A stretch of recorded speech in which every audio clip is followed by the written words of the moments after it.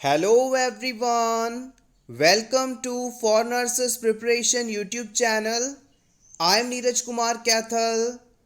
Today is 18 June 2022 and today's important MCQs for upcoming nursing recruitment exams are: first question. The nurse is developing a bowel retraining program for a patient with multiple sclerosis. Which measure is likely to be least helpful to the patient? किसी multiple sclerosis वाले patient को आप bowl retraining plan देना चाहते हैं। इस plan को तैयार करते समय आपको इन चारों ऑप्शंस में से उस ऑप्शन को सेलेक्ट करना है जो कि इस पेशेंट में बाउल रीट्रेनिंग के लिए कम उपयोगी हो। Option A, limiting fluid intake to 1000 ml per day.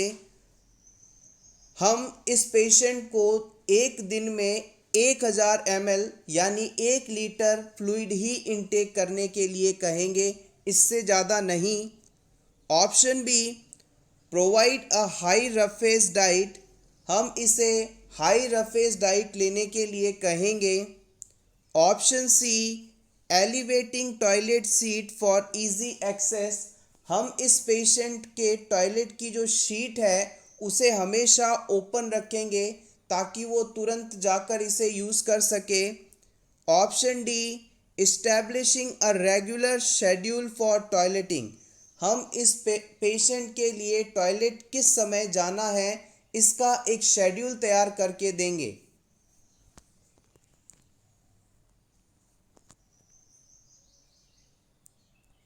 The right answer is option A, limiting fluid intake to 1000 ml per day।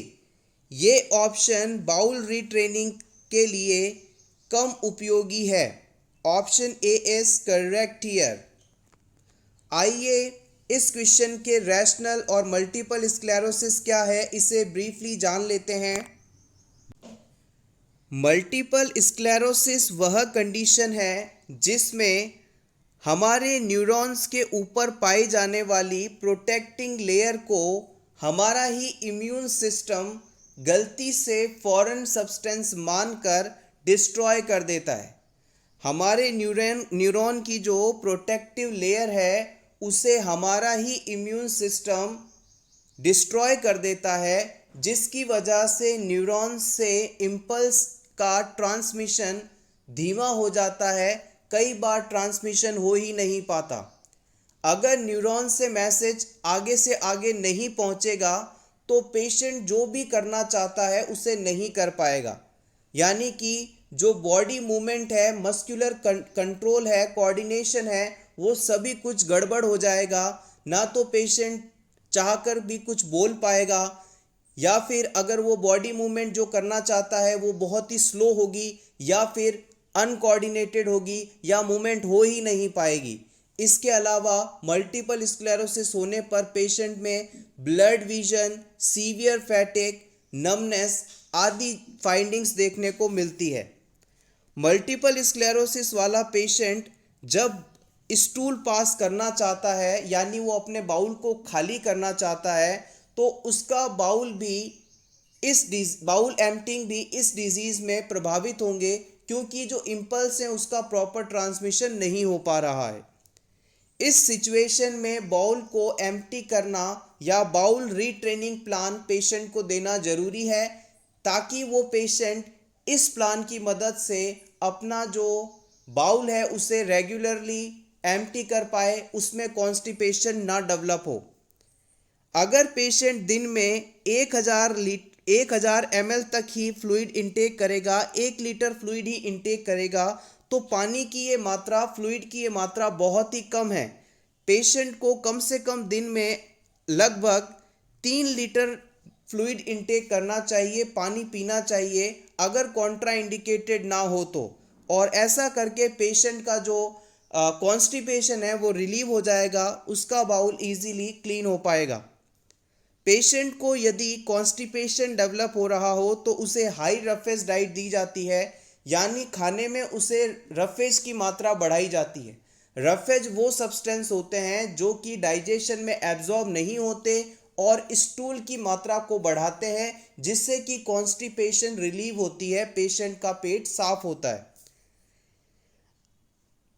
इसके अलावा पेशेंट के टॉयलेट या वॉशरूम में मौजूद टॉयलेट सीट को आप अगर ओपन रखेंगे तो इसे ओपन करने के लिए उसे एक्स्ट्रा मूवमेंट नहीं करना पड़ेगा, वो जाकर डायरेक्टली इसे यूज़ कर सकता है।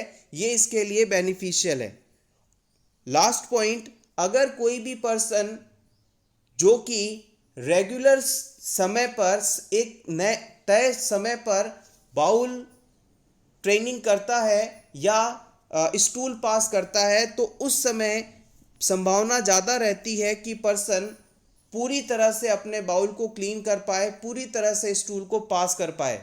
तो इस मल्टीपल स्क्लेरोसिस वाले पेशेंट को हम ये ट्रेनिंग देंगे कि आप दिन में एक समय निश्चित करें और उसी समय पर आप जाकर बाउल एम्प्टी करें, स्टूल पास करें। तो ये सभी पॉइंट्स जो हैं हम इस पेशेंट के बाउल रीट्रेनिंग प्रोग्राम में इंक्लूड करेंगे। Next question, which one of the following patient fall into the category of emergent care?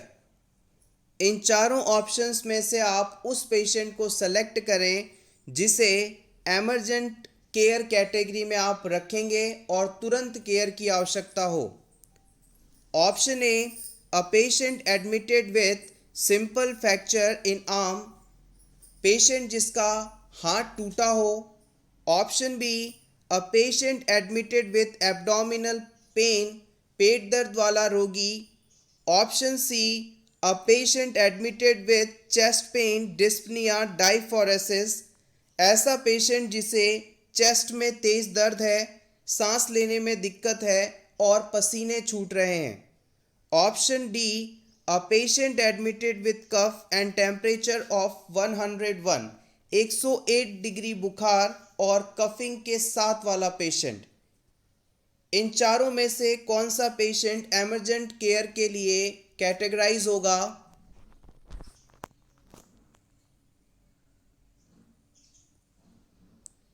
The right answer is option C.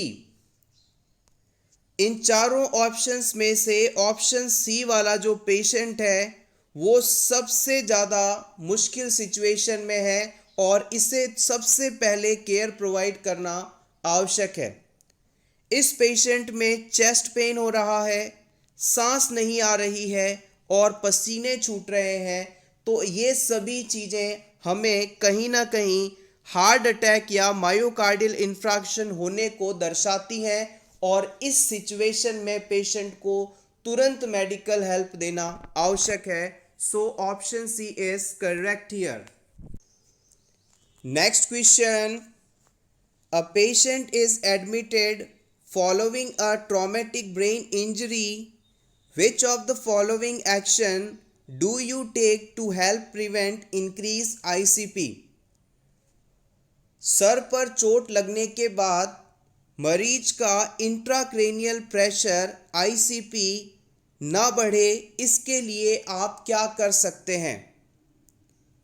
Option one, cluster care so she can have long periods of rest, हमें इस patient को cluster care देनी है, लंबे समय तक rest provide करना है।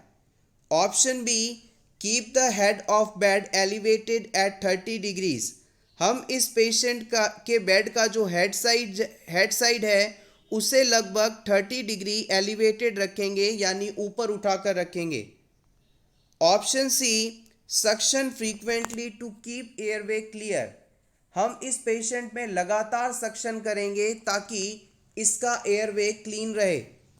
Option D, do not give her anything by mouth, हम इस पेशेंट को कुछ भी खाने या पीने के लिए मुंह के द्वारा नहीं देंगे।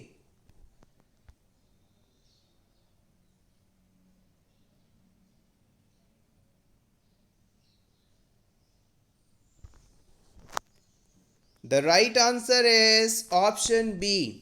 बहुत ही इंपॉर्टेंट कॉन्सेप्ट है। अगर किसी पेशेंट के सर पर चोट लगी हो तो हो सकता है वहाँ पर ब्लीडिंग हो रही हो या ब्रेन एरिया में स्वेलिंग हो। इस सिचुएशन में इंट्राक्रेनियल प्रेशर यानी स्कल के अंदर का प्रेशर बढ़ सकता है। इस चीज़ को कम करने या प्रिवेंट करने के लिए हम पेशेंट के बेड का जो हेड साइज़ है उसे लगभग 30 डिग्री पर ऊपर उठा देते हैं, 30 डिग्री बेड को एलिवेट कर देते हैं और ऐसा करके हम वहाँ पर जो सिक्रीशंस हैं उनके कम सिक्रीट होने को प्रमोट करते हैं। साथ ही साथ इस पोजीशन में लाने से ड्रेनेज भी इम्प्रूव होता है और पर्सन में आईसीपी बढ़ने की संभावना कम हो जाती है।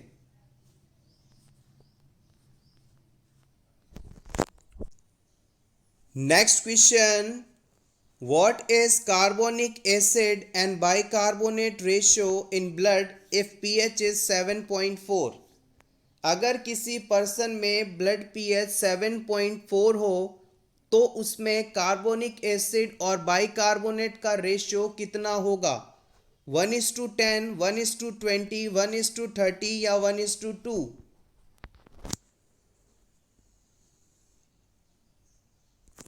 Correct answer is option B, 1:20.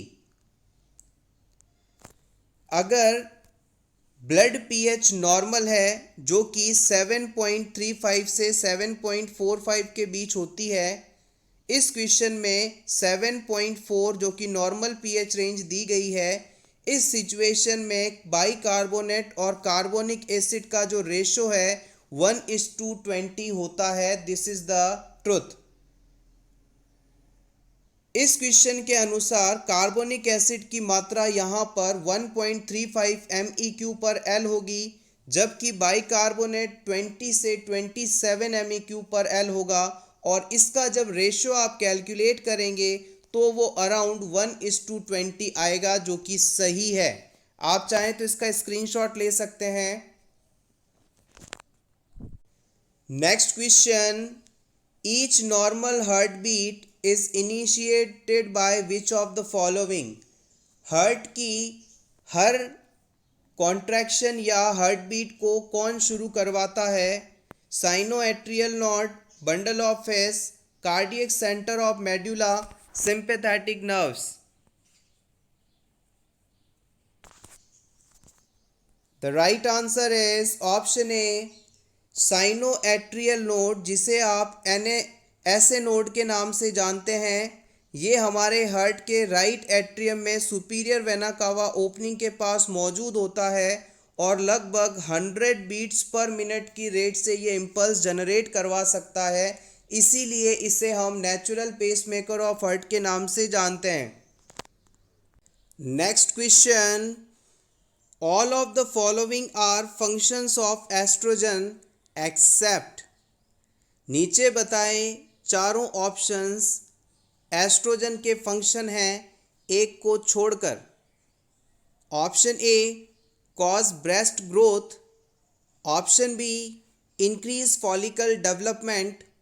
Option C, cause inhibition of FSH.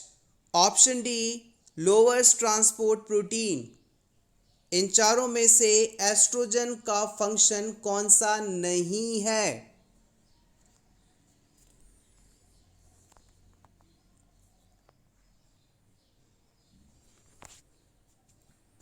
The right answer is option D, lowers transport protein. It is not the function of estrogen.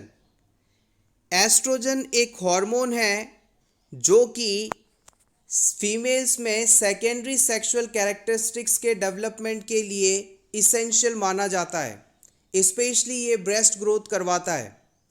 Oestrogen hormone का जो secretion है वो थीका सेल्स ऑफ ओवेरियन फैलिकल से होता है।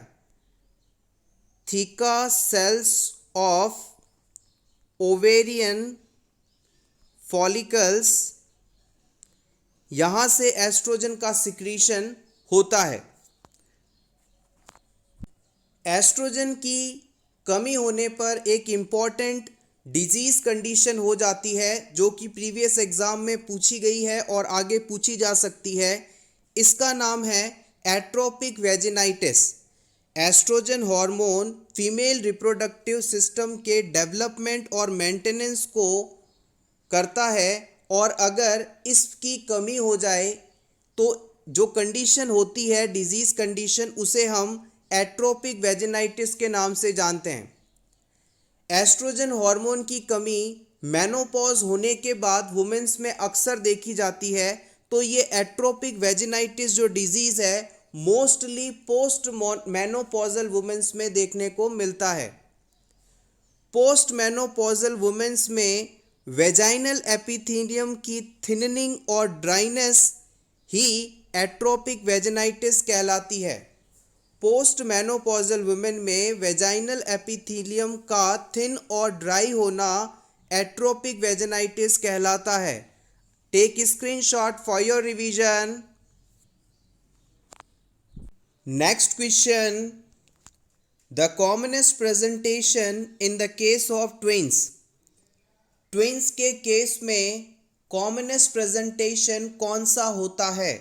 Both vertex, one vertex and one breach, transverse and both breach.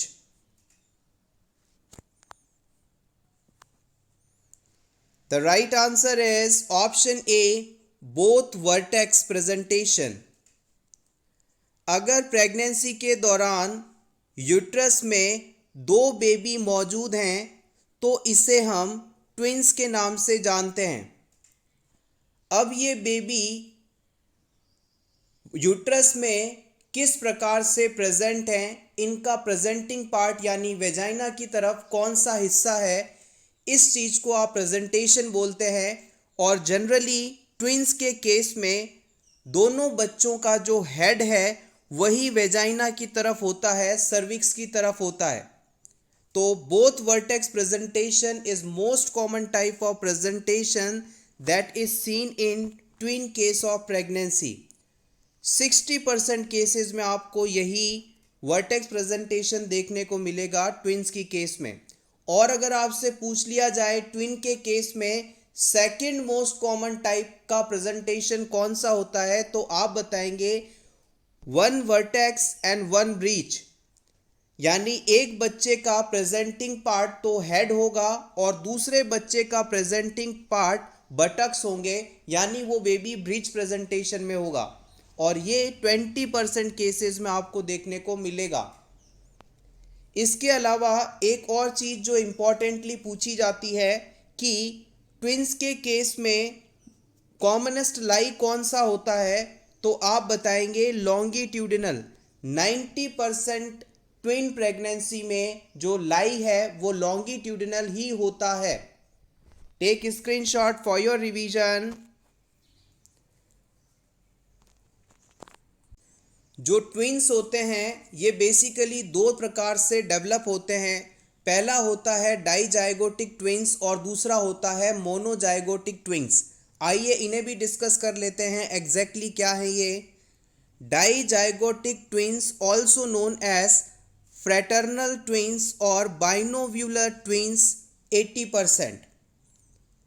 It means twins from two separate fertilized ova, two sperm fertilized two separate ovas.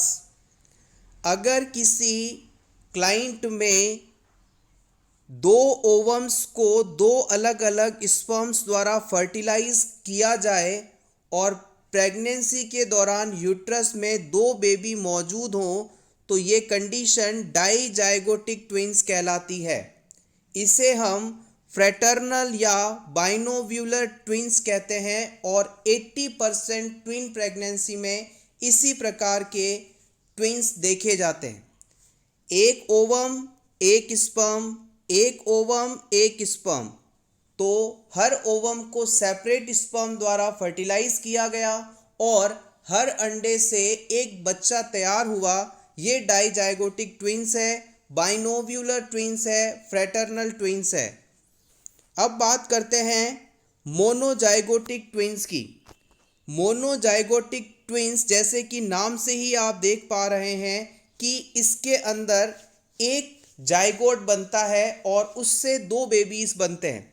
Monozygotic twins को हम identical और यूनिओव्यूलर twins के नाम से जानते हैं। यूनि मतलब एक, ओव्यूल मीन्स ओवम, और 20% ट्विंस के केस में इस प्रकार की प्रेगनेंसी होती है, मोनोजाइगोटिक टाइप की प्रेगनेंसी होती है।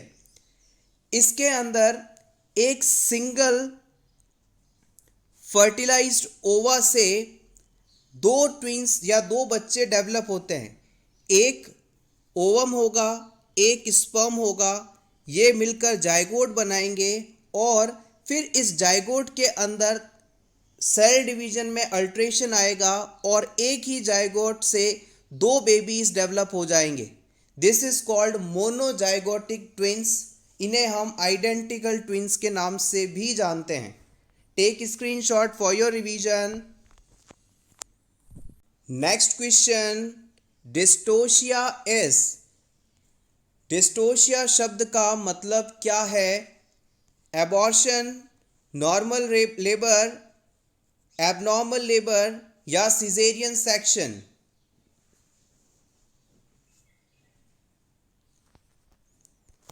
The right answer is option C. It is abnormal labor. Abnormal labor या difficult labor को हम डिस्टोशिया के नाम से जानते हैं और अगर नॉर्मल लेबर हो तो इसे हम यूटोशिया के नाम से जानते हैं। Next question, third stage comprise of, labour की डिलीवरी की जो थर्ड स्टेज होती है उसमें कौन सा इवेंट देखने को मिलता है? Delivery of fetus, effacement of cervix, placental separation, descent of foetus?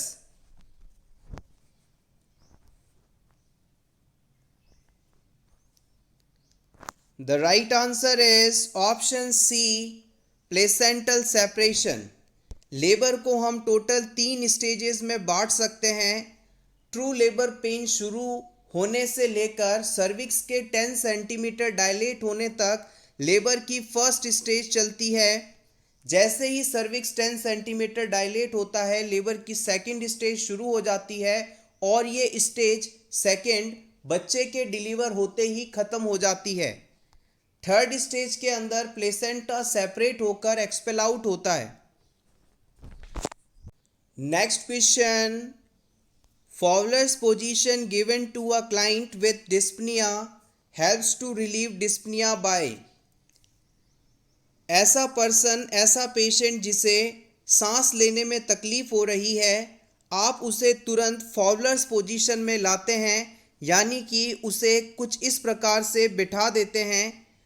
ऐसा करते ही यानी फॉवलर्स पोजीशन देते ही उसमें सांस लेने की जो तकलीफ़ होती है ठीक हो जाती है या कुछ कम हो जाती है। इसका रीज़न क्या है ये आपको बताना है। Option A, making patient more comfortable, इस पोजीशन में आते ही पर्सन ज़्यादा कंफर्टेबल हो जाता है इसलिए। या फिर फैसिलिटेट एक्सपेंशन ऑफ थॉरैक्स, इस पोजीशन में थॉरैक्स के एक्सपेंशन के लिए स्पेस मिल जाता है। या फिर increase the clients view of room and more relaxing, patient को जैसे ही आप फॉवलर्स पोजीशन में लाते हैं पेशेंट रूम का पूरा व्यू देख सकता है जिससे वो रिलैक्स फील करता है। Option 4, make the client awake always, इस पोजीशन में रहने से पेशेंट हमेशा जागता रहता है, इस कारण से उसे रिलीफ मिलता है।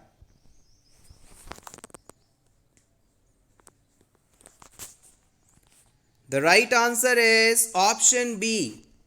याद रखिएगा, जब भी पेशेंट को हम फॉवलर्स पोजीशन देते हैं तो इस पोजीशन में आने के बाद पेशेंट का जो डायफ्राम है वो एक्सक्रूशन हो जाता है और इसके कारण जो थॉरैक्स है उससे फैलने के लिए पूरा स्पेस मिलता है।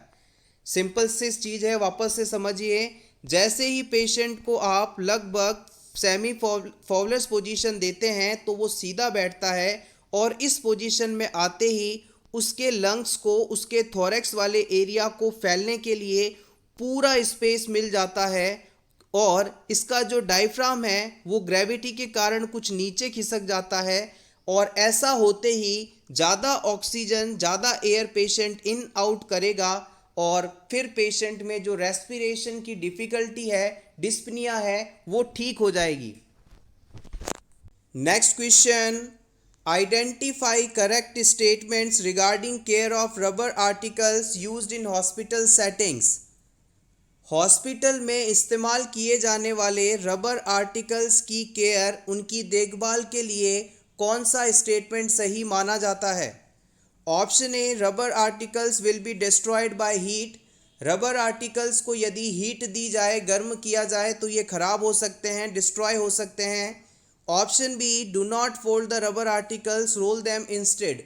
रबर से बने इक्विपमेंट्स को कभी भी आप फोल्ड ना करें, इन्हें फोल्ड करने के बजाय रोल करके रखना ज़्यादा बेहतर माना जाता है।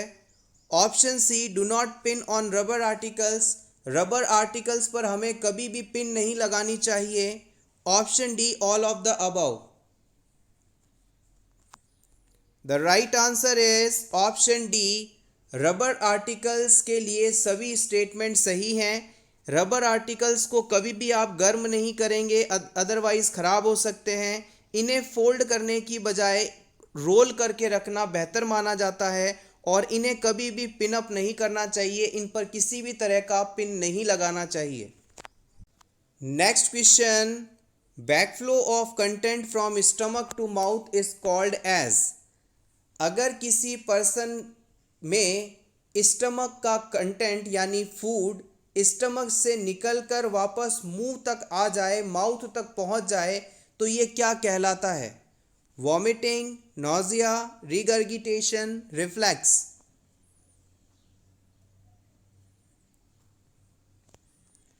The right answer is option C.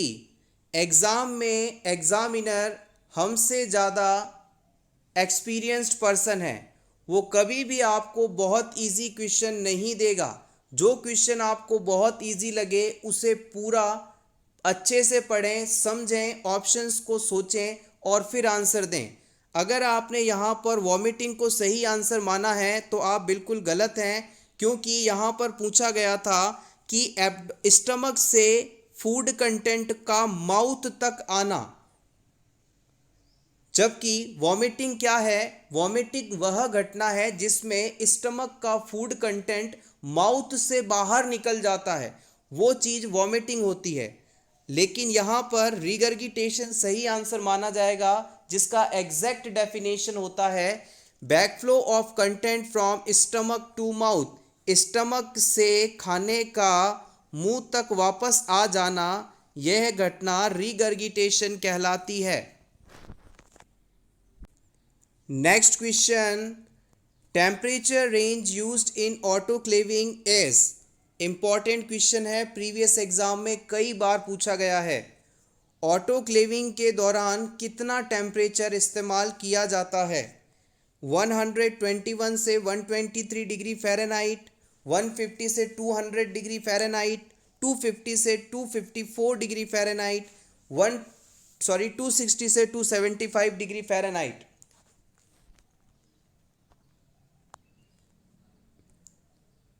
Answers देने से पहले टेम्परेचर की जो रेंज है उसकी मेजरमेंट यूनिट पर ज़रूर गौर कीजिएगा। ये डिग्री सेंटीग्रेड में है या डिग्री फ़ारेनहाइट में है। इस तरह की छोटी चीज़ें आपका एक नंबर कम करवा सकती हैं, सिलेक्शन से आपको दूर कर सकती हैं। याद रखिएगा, जब भी ऑटोक्लेविंग के बारे में आपसे पूछा जाए तो इसका जो टेम्परेचर है वो 121 डिग्री सेंटीग्रेड या 250 डिग्री फ़ारेनहाइट होना चाहिए। इन यूनिट्स को अगर आपने गौर नहीं किया, जल्दी आंसर सेलेक्ट किया, तो ये एक नंबर आपका कम हो जाएगा।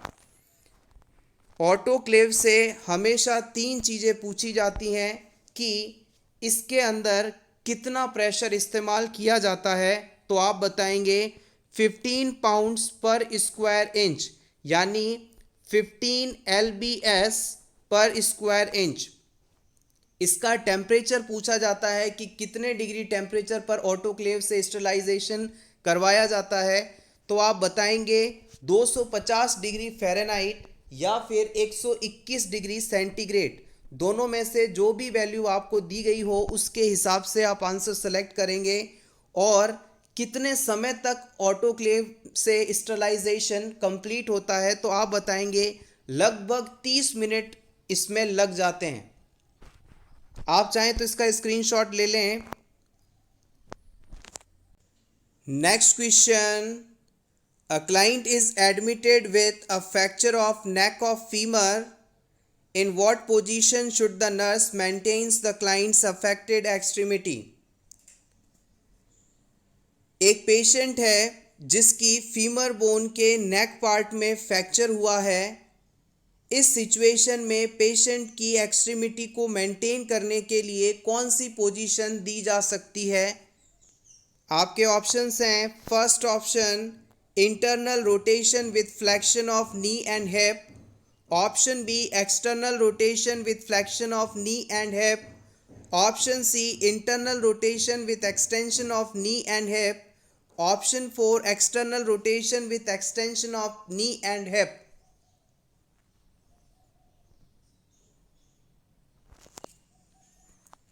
The right answer is option 3, internal rotation with extension of knee and hip। जब भी किसी पेशेंट में फीमर बोन फ्रैक्चर होती है तो उस पेशेंट के पैर का जो साइज़ है वो नॉर्मल पैर की तुलना में थोड़ा छोटा हो जाता है और उसके पैर का पंजा एक्सटर्नली रोटेटेड रहता है, यानी बाहर की तरफ कुछ इस प्रकार से घुमा हुआ दिखाई देता है। तो इस सिचुएशन को करेक्ट करने के लिए हम पेशेंट में जो ये एक्सटर्नली रोटेटेड लेग है इसे अंदर की तरफ रोटेट करके रखते हैं। इसे हम अंदर की तरफ रोटेट करके रखते हैं जिससे कि इसका अलाइनमेंट मेंटेन रहे। To correct this misalignment the client's leg should be extended and maintained in slight internal rotation. Fracture के बाद पेशेंट के लेग अलाइनमेंट को मेंटेन करने के लिए उसका हिप और नी जॉइंट एक्सटेंडेड होना चाहिए, यानी सिंपली कहें तो पेशेंट का जो पैर है वो कूल्हे और घुटने से बिल्कुल सीधा होना चाहिए। किसी भी प्रकार का उसमें फ्लेक्शन नहीं होना चाहिए, मोड़ नहीं होना चाहिए और पेशेंट के लेग को अंदर की तरफ रोटेट करके रखना चाहिए। ऐसा करके हम सही पोजीशन में पेशेंट को रखते हैं, अलाइनमेंट मेंटेन कर पाते हैं। Next question, a patient says to nurse that he is having difficulty getting to sleep at night.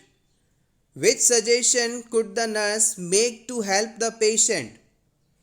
एक पेशेंट आपसे कहता है कि वो रात को सो नहीं पाता, उसे दिक्कत आती है, तो इस सिचुएशन में एज अ नर्स आप इस पेशेंट को क्या सजेशन दे सकते हैं। Option A, exercise shortly before going to bed, रात को सोने से पहले थोड़ी कसरत किया कीजिए, या फिर drink a cola beverage during the evening, आप शाम को कोला पिया करें। Option C, watch television after going to bed, सोने के समय आप टीवी ज़रूर देखें, या फिर drink warm milk before going to bed, सोने से पहले गर्म दूध पिया करें। कौन सा सजेशन इस पेशेंट के लिए सही माना जाएगा। The right answer is option D. इसका रैशनल क्या है इसे भी जान लेते हैं। Milk and other dairy product contain amino acid which help to induce sleep known as tryptophan। दूध और डेयरी प्रोडक्ट्स जितने भी होते हैं उनमें ट्रिप्टोफेन नामक एमिनो एसिड पाया जाता है जो कि सुलाने में, स्लिप इंड्यूस कराने में, नींद लाने में मददगार होता है। Milk also contain melatonin, a hormone that regulate slip wake cycle. इसके अलावा दूध में मिलेटोनिन नाम का सब्सटेंस भी पाया जाता है जो कि स्लिप वेक साइकिल को रेगुलेट करता है। इसलिए हम इस पेशेंट को रात को सोने से पहले दूध पीने के लिए, मिल्क लेने के लिए कहेंगे। Next question, a woman who has delivered a baby of above 4 kg weight is normally screened for which of the following? किसी वुमेन ने 4 किलो से ज़्यादा वजन के बच्चे को जन्म दिया है तो इस वुमेन में आप कौन सी जांच या टेस्ट करवाना चाहेंगे? Malaria, typhoid, jaundice, diabetes.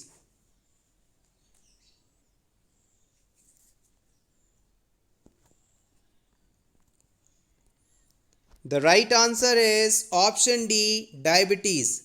याद रखिएगा, जिन वुमेन्स को प्रेगनेंसी के दौरान डायबिटीज़ होती है उनमें होने वाले बच्चों का साइज़ नॉर्मल से ज़्यादा होता है, बड़ा होता है और वज़न भी ज़्यादा होता है।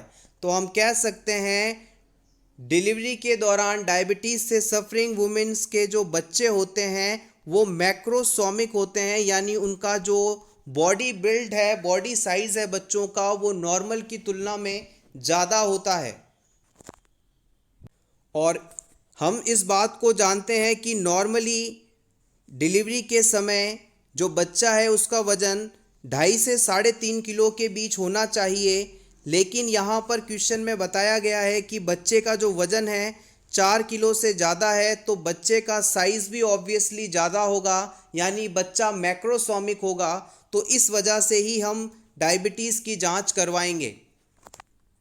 Next question, psychological changes in an individual from birth to old age referred as. किसी भी इंडिविजुअल पर्सन में जन्म से लेकर ओल्ड एज के दौरान आने वाले साइकोलॉजिकल चेंजेस क्या कहलाते हैं? General changes, developmental psychology, physiological changes, social changes.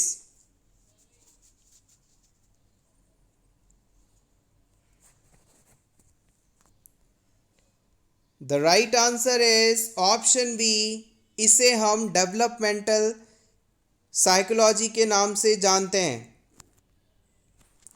Let's see the definition. Psychological development, the development of human beings' cognitive, emotional, intellectual and social capabilities and functioning over the course of lifespan from infancy through the old age. It is subject method of discipline known as developmental psychology. किसी भी person में जन्म से लेकर old age तक उसके cognitive, emotional, intellectual, social capabilities आदि का विकास डेवलपमेंटल साइकोलॉजी कहलाता है। आप चाहें तो इसका स्क्रीनशॉट ले सकते हैं, इम्पॉर्टेंट है। Next question, which of the following method is adopted for opening the airway in suspected spinal cord injury? अगर किसी पेशेंट को स्पाइनल कॉर्ड इंजरी है तो उसमें एयरवे को ओपन करने के लिए कौन सा मेथड इस्तेमाल किया जा सकता है? Head tilt method, chin lift method, jaw thrust method या हेलमिंच मेथड?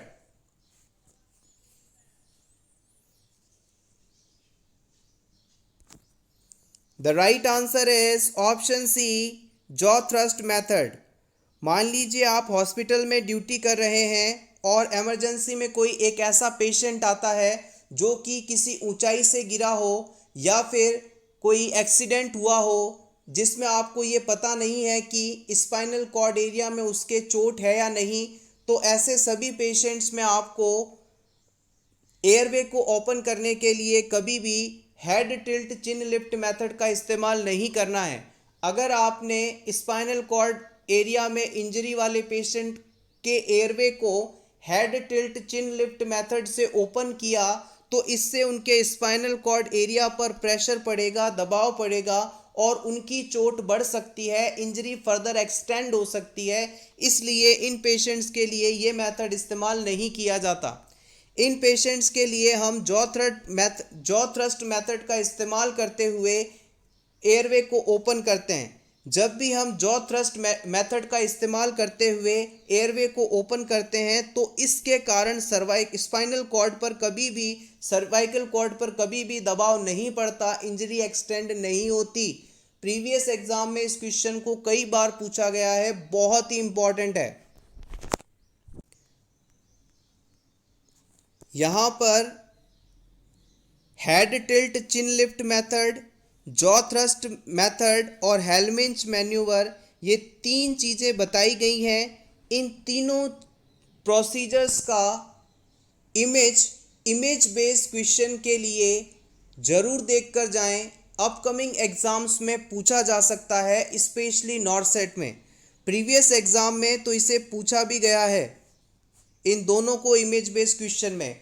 और अगर आप इस वीडियो के डिस्क्रिप्शन में जाएंगे तो हमारे टेलीग्राम चैनल का लिंक आपको वहां मिलेगा, उस पर क्लिक कीजिएगा और वहां पर आपको ये इमेजेस मिल जाएंगी। Thank you so much everyone for watching this complete video. Best of luck.